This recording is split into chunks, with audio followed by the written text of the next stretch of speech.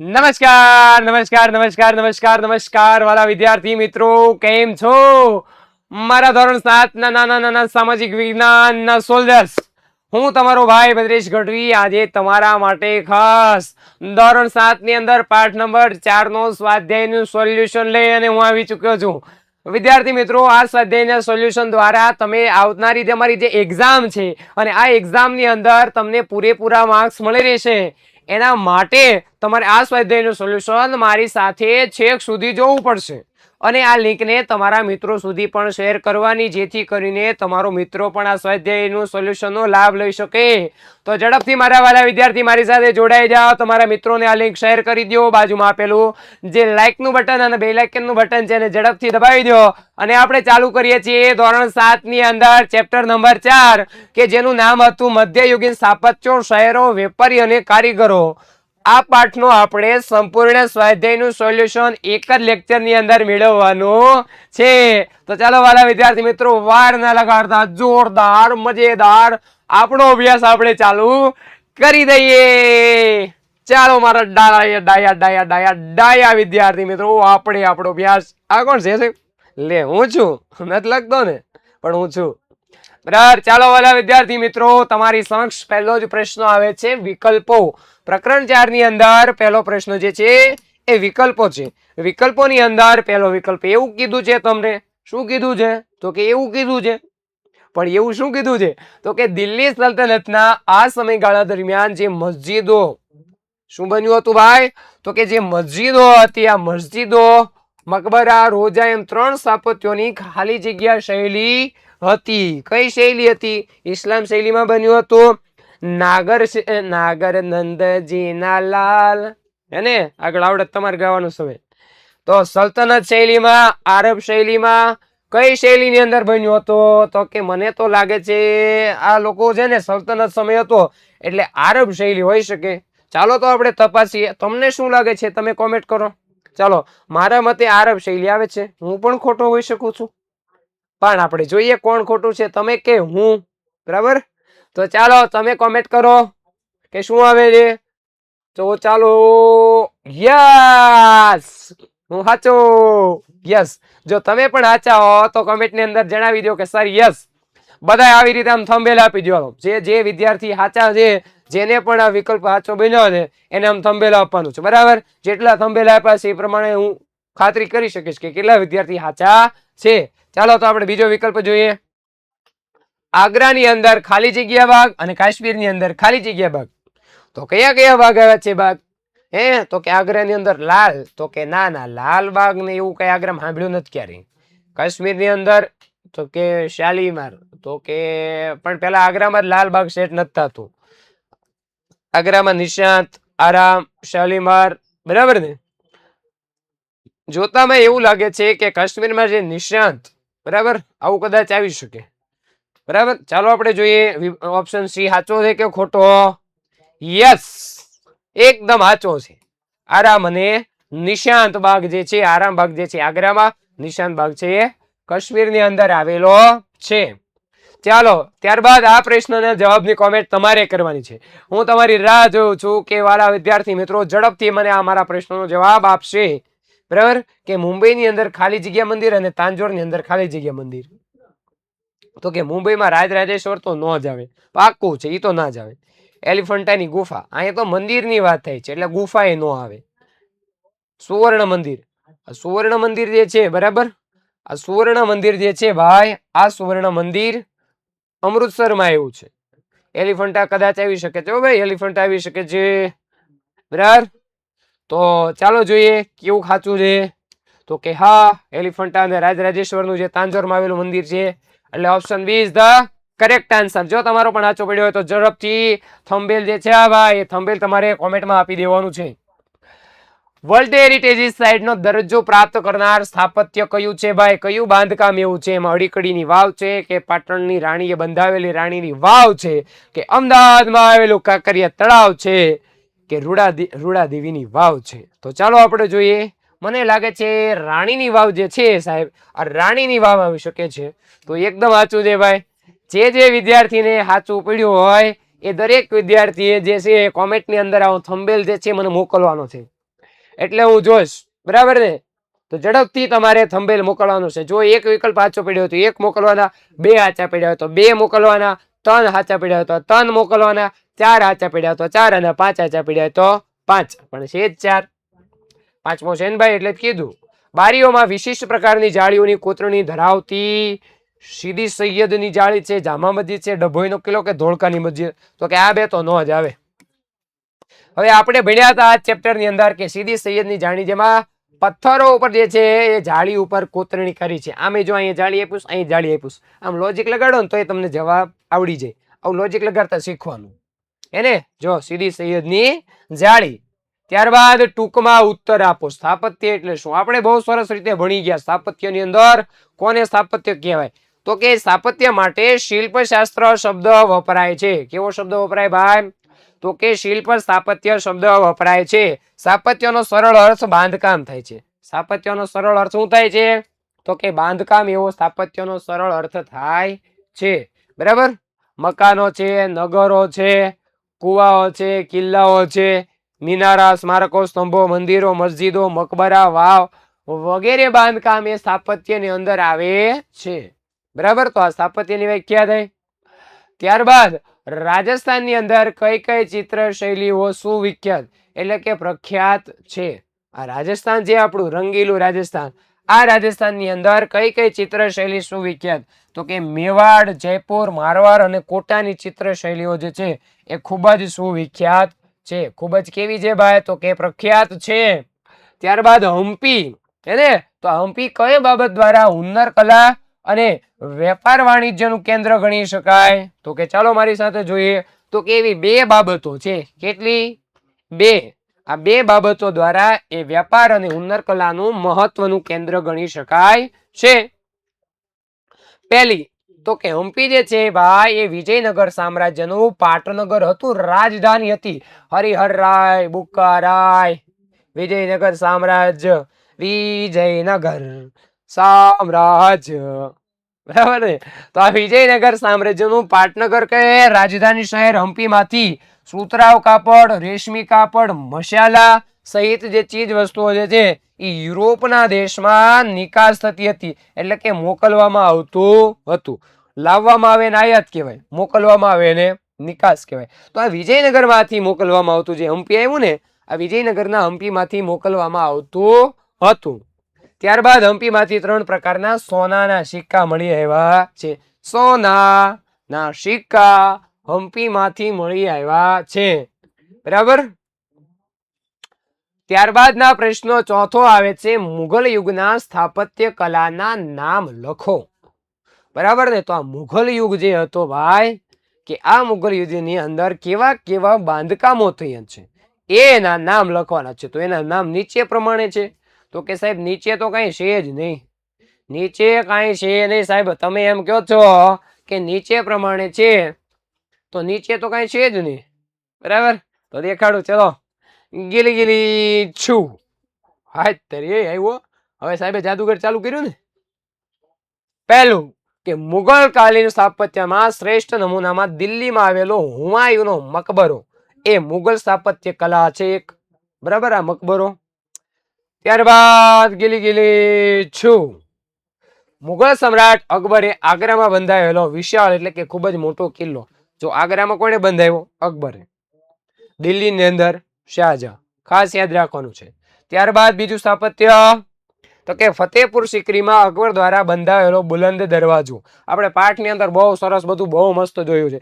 જે વિદ્યાર્થી આ પાઠના લેક્ચર નથી જોયા એ વિદ્યાર્થી એક વખત ચોક્કસથી આ પાઠના લેક્ચર જોજો. તમને એવું જમાવટ પડવાની છે ભાઈ કે તમે એની વાત ન પૂછો કે સાહેબ અત્યાર સુધી આ પાઠ હતો ક્યાં? યુટ્યુબ ની અંદર કે આ પાઠ એકદમ ફ્રીમાં હતો તો અમને કેમ ન મળ્યો? બરાબર? તો જકાસ જોરદાર પાઠ જે છે યુટ્યુબ ની અંદર મૂકેલો છે. વિદ્યાકુલ વિદ્યાકુલની જે યુટ્યુબ ચેનલ છે ધોરણ 6, 7 અને 8 એની અંદર આ જ ચેનલ ઉપર મૂકેલો છે, તમે જોજો. બરાબર?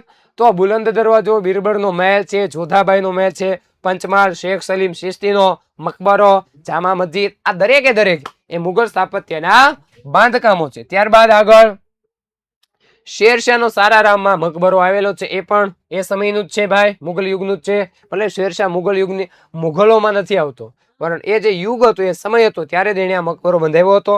મુગલ સ્થાપત્ય કલાના સર્વોચ્ચ શિખર એવા શાહજહાએ દિલ્હીમાં બંધાવેલો સુપ્રસિદ્ધ લાલ કિલ્લો.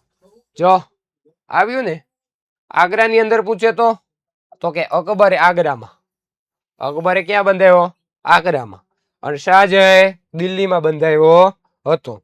આ કિલ્લામાં તેણે દીવાને ખાસ અને રંગમહેલ જેવી મનોહર મનને હરી લે એવી ઇમારતો બંધાવી હતી. ત્યારબાદ વિધાન સાચા છે કે ખોટા, ખરા છે કે ખોટા, ઝડપથી જણાવો ભાઈ. તો તમારા માટે પહેલું આવે છે કે રાણીની વાવ સોલંકી યુગ દરમિયાન બંધાયેલી હતી. સાચું કે ખોટું? તો કે એકદમ સાચું. બરાબર ને? રાણી ઉદયમતી હતી એ સોલંકી યુગની અંદર રાખેગાળની દીકરી જે રાણી ઉદયમતી હતી, એને આ પોતાના પતિની યાદની અંદર જે છે એ સોલંકી યુગમાં ગુજરાતનો જેનો સુવર્ણ કાળ કહેવાય, એ કાળની અંદર આ રાણીની વાવ જે છે એ બંધાવવામાં આવી હતી. રાજરાજેશ્વર મંદિર જે છે શીખ સંપ્રદાય ને રાજરાજેશ્વર કઈ બંધ બેસતો નથી સાહેબ. તો કે આ વિધાન તો બિલકુલ ખોટું છે, કારણ કે શીખ સંપ્રદાયનું તો આપણે ભણ્યા અમૃતસરની અંદર આવેલું સુવર્ણ મંદિર જે છે, આ સુવર્ણ મંદિર એ શીખ સંપ્રદાયનું પવિત્ર સ્થાન છે. ઓય બલ્લે બલ્લે, ઓય શાવા શાવા. બરાબર, તો આ શીખ સંપ્રદાય તો અમૃતસરમાં છે. ઉપરકોટનો જે કિલ્લો છે એનું મૂળ નામ ઇલ્વદુર્ગ હતું. તો કે આવું ક્યાંય આવ્યું જ નથી, પાઠમાં ક્યાંય આવું છે જ નહીં ભાઈ, ખોટું છે. હા, ગિરિદુર્ગ હતું. લ્યો, મૂળ નામ શું હતું બાળકો, ખબર છે તમને? તો કે ગિરિદુર્ગ. દુર્ગ એટલે થઈ કિલ્લો, ગિરિદુર્ગ હતું, ઇલ્વદુર્ગ નહોતું. દુનિયામાં એક જ જગ્યાએ પહાડ ઉપર, પહાડો હે ને, તો પહાડ ઉપર સૌથી વધારે મંદિર હોય એવું સ્થળ છે પાવાપુરી. તો કે ખોટું. અમારે પાલીતાણા ક્યાં મૂકવા જવાનું? સૌથી વધારે પાલીતાણા છે. પાવાપુરી છે ખરું, પણ બીજા નંબરે.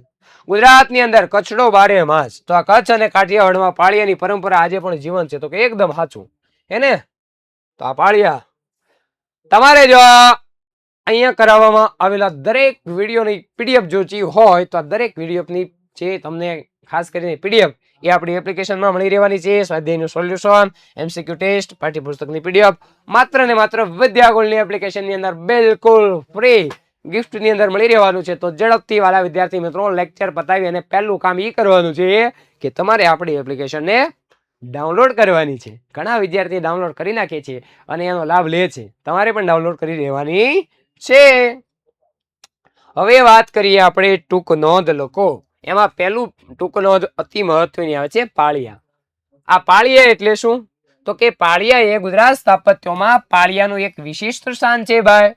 ગુજરાતમાં અજોડ જેની જોડે ન આવે એવું એક સ્થાપત્ય છે. દુશ્મનોની સામે પાળ થઈ અને ઉભા રહે અને યુદ્ધની અંદર શહીદ થનારા વીર પુરુષોની યાદમાં જે સ્મારક બંધાવવામાં આવે, ખાભી ઊભી કરવામાં આવે, એને પાળિયા કહેવામાં આવે છે. કે ધડધી ગણે જેના માથા મહાણે એનો પાળિયો થઈને રે પૂંજાવું રે ગડવૈયા મારે ઠાકોરજી નથી થાવું, ગડવૈયા મારે ઠાકોરજી નથી થાવું. એક પથ્થર હતો અને આ પથ્થરને શિલ્પી જે છે હથોડી અને જે એનું કહેવાય શીણી અને હથોડી વડે કંડારતો હતો. ભગવાનની ઠાકોરજીની મૂર્તિ બનાવતો હતો. એટલે એ પથ્થર બોલ્યો કે શિલ્પી તું મને શું બનાવે છે? તો હું તને ઠાકોરજીની ભગવાનની મૂર્તિ બનાવું છું. કે તો કે ના, મને મૂર્તિ ના બનાવીશ, મારે તો કે પાળિયો બનવો છે. કેમ? તો કે એ પાળિયો એ કોકના માટે જે બલિદાન આપ્યું છે ને એનું ગૌરવ મારે પ્રાપ્ત કરવું છે. કે દડ ધીંગાણે જેના માથા મહાણે એના પાળિયા થઈને રે પૂંજાવું રે ગડવૈયા મારે ઠાકોરજી નથી થાવું, ગડવૈયા મારે ઠાકોરજી નથી થાવું. તો આવા પાળિયા જે આપણા ગુજરાતની ધીંગી ધરા ઉપર જે સ્મારક અને ખાંભી જે છે ઊભી થઈ છે એને પાળિયા કહેવાય. આજે ગામડાની અંદર જાઓ તો ગામડે જે છે ઇતિહાસના સાક્ષી સ્વરૂપે આ પાળિયા અડીખમ ઊભા છે. જો પુરુષોના તો પાળિયા હોય જ, સ્ત્રીઓએ પણ જાહેર કર્યું હોય અને એને સતી થઈ કહેવાય. બરાબર ને? તો એ પાળિયાને બનાવવામાં આવે તેને સતીના પાળિયા કહેવામાં આવે છે. સ્ત્રીઓના જે પાળિયા હોય બેટા એને શું કહેવાય? તો કે સતીના પાળિયા કહેવાય. દરેક પાળિયા સાથે કોઈને કોઈ વીર પુરુષના બલિદાનની ગાથા જે કથા છે એ જોડાયેલી હોય કે આ માણસનું ગાયું માટે ખપી ગયા, આ માણસ મંદિર માટે ખપી ગયા. એને આગળ આવશે આપણે વીર હમીરસિંહજી ગોહિલ સોમનાથની સખાતે ગયા અને પોતાના પ્રાણનું બલિદાન આપ્યું. આવા વીર હમીરસિંહજી ગોહિલ યુદ્ધ પાળિયા મોટે ભાગે યુદ્ધ સ્થળે અથવા તો યુદ્ધના મૃત્યુ પામ્યા હોય એ સ્થળે પાળિયા બાંધવામાં આવે. વર્ષમાં જ્યારે એની તિથિ આવે ત્યારે એની પૂજા અર્ચના કરવામાં આવે. પાળિયાના સ્થળે મેળો પણ યોજાતો હોય ઘણીવાર અને લોકો સિંદૂર લગાવે, સિંદૂર ચડાવે ને બરાબર અને વીર પુરુષોને બલિદાનને બિરદાવે છે કે વાહ વાહ. ગુજરાતની અંદર શ્રેષ્ઠ પાળીઓની અંદર ખાસ કરીને જામનગર પાસે ભૂચર મોરીનું યુદ્ધ થયું ને સૂરજ કુંવરબાનો પાળિયો આવેલો છે. આ સૂરજ કુંવરબાનો પાળિયો અને સોમનાથની સગાત એ વીર હમીરસિંહજી ગોહિલ, આ વીર હમીરસિંહજી ગોહિલનો પાળિયો જે છે એ આવેલો છે. તો કેમ કરીને ભૂલાય હે ભાઈ આવા વીર પુરુષોને બલિદાનને? તો આ છે આપણી પાળિયા સંસ્કૃતિ. ત્યારબાદ આવે છે મોઢેરાનું સૂર્ય મંદિર. શું આવે છે? મોઢેરાનું સૂર્ય મંદિર. ચાલો આપણે જોઈએ તો કે મોઢેરાનું સૂર્ય મંદિર એ ઉત્તર ગુજરાતમાં મેહોણા એટલે કે આપણું મહેસાણા, અને આ મહેસાણાની અંદર જે મોઢેરા સ્થળ છે જો એટલા માટે તો એ મોઢેરાનું સૂર્ય મંદિર કહેવાય. સુરતમાં એવું હતું તો કે સુરતનું સૂર્ય મંદિર. મહેસાણામાં મોઢેરા સ્થળ છે ત્યાં મોઢેરા ખાતે સૂર્ય મંદિર આવ્યું એટલે મોઢેરાનું સૂર્ય મંદિર કહેવાય, જે ગુજરાતમાં મહેસાણા જિલ્લા ખાતે આવેલું છે. ઈસવીસન 1026માં ભીમદેવ સોલંકીના પ્રથમ શાસનકાળ દરમિયાન આ મંદિર બંધાવવામાં આવ્યું હતું. કે સોલંકી રાજા હતા રાજા ભીમદેવ, અને આ રાજા ભીમદેવના સમયની અંદર ઈસવીસન 1026 ની અંદર હમણાં જ આને 2026માં 1000 વર્ષ પૂરા થયા. એટલે સોમનાથ દાદાના સ્વાભિમાન પર્વ જે છે માનનીય વડાપ્રધાન નરેન્દ્ર મોદી દ્વારા ઉજવવામાં આવ્યું હતું એને જોરદાર. તો 1000 વર્ષ પૂરા થયા છે જ્યાં ભીમદેવે આ મંદિર બંધાવ્યું હતું ને. આ મંદિરનું પ્રવેશ દ્વાર પૂર્વ દિશામાં છે. વહેલી સવારે સૂર્ય ઉગે ત્યારે કિરણો સીધા એના ગર્ભગૃહમાં મુખ્ય ઓરડામાં સૂર્યની પ્રતિમા જે છે એ મુગટની મધ્યમાં રહેલો જે મણી છે એના ઉપર પડતા સમગ્ર મંદિર જે છે એ ઝળહળી ઉઠે છે. બરાબર. અને પરિણામે સમગ્ર વાતાવરણમાં દિવ્યતા પ્રાપ્ત થાય છે. ખ્યાલ આવે છે તમને? તો સમગ્ર આખા વાતાવરણની અંદર દિવ્યતા કે ભવ્યતા પ્રાપ્ત થાય છે. આ મંદિરના ગર્ભગૃહ બહાર સૂર્યની 12 વિવિધ પ્રકારની મૂર્તિઓ આવેલી છે. 12 વિવિધ પ્રકારની શું આવેલી છે ભાઈ? તો કે મૂર્તિઓ અંકિત થયેલી છે, આજે પણ જોઈ શકાય છે. સૂર્ય મંદિરની બહાર કુંડની ચારે દિશાએ 1008 મંદિરો આવેલા છે. કેટલા? 1008. ત્યાં સવાર સાંજ પ્રગટાવવામાં આવતી દીપમાળાને લીધે નયન રમ્ય જે છે દ્રશ્ય સર્જાય છે. મોઢેરાનું સૂર્ય મંદિર તેની કલાત્મક સ્થાપત્ય રચના અને સમૃદ્ધિના કારણે આંતરરાષ્ટ્રીય સ્તરે પણ ખ્યાતિ કે પ્રખ્યાતિ ધરાવે છે. તમારા માટે જે ટૂંક નોંધ છે ને ભાઈ, એમાં હું આને આઈએમપી ટૂંક નોંધ ગણું છું. એમાં આ ટૂંક નોંધ ને હું આઈએમપી ટૂંક નોંધ ગણું છું. તમારી પરીક્ષામાં તમને બેઠી તમારી નજર સામે જોવા મળશે. ત્યારબાદ આવે છે રાણીની વાવ. ચાલો જોઈએ. સોલંકી રાજા હતા રાજા ભીમદેવના પ્રથમના રાણી હતા રાણી ઉદયમતી. એને પાટણ શહેરની અંદર પ્રજાને પાણી પૂરવા માટે વાવ બંધાવી હતી. અને ઓલી પાટણ શહેરની નાર મારે થાવું પદમણી નાર ઓઢી અંગ પટોળું રે. તો આવું પાટણ શેલાજી રે મારી હાથું પાટણ થી પટોળા મોઘા લાવજો, એમાં હીરલા રૂડા ચિતરાવજો, પાટણ થી પટોળા મોઘા લાવજો. પટોળા લાવે તો બિચારાને કેમ કરવું, ભેગું ન થાય. 5 લાખ રૂપિયાનું પટોળું સારું થાય. પકોડા લઈને વિયાવન છે. રાણી ઉદયમતી પાટણ શહેરની પ્રજાને પાણી પૂરું પાડવા માટે વાવ બંધાવી. જે રાણકી વાવ અથવા તો રાણીના નામે વિશ્વ પ્રસિદ્ધ છે. શિલ્પ સ્થાપત્ય અજોડ છે. 7 માળની જે આ રાણીની વાવ છે એક અજાયબી સમાન છે ભાઈ. વિશ્વની જે અજાયબી કહી શકાય એવી વાવ 7 માળ છે. 7 માળની છે. કેટલા? 7 સમુંદર. તો આ 7 માળની વાવ જે પથ્થર ઉપર બારીક અને સુંદર નકશીકામ એવું ગજબનું, તમે ત્યાં જાઓ મજા જ આવે રાખે. 7 ઝરૂખા છે, બારીઓ, બાલ્કની.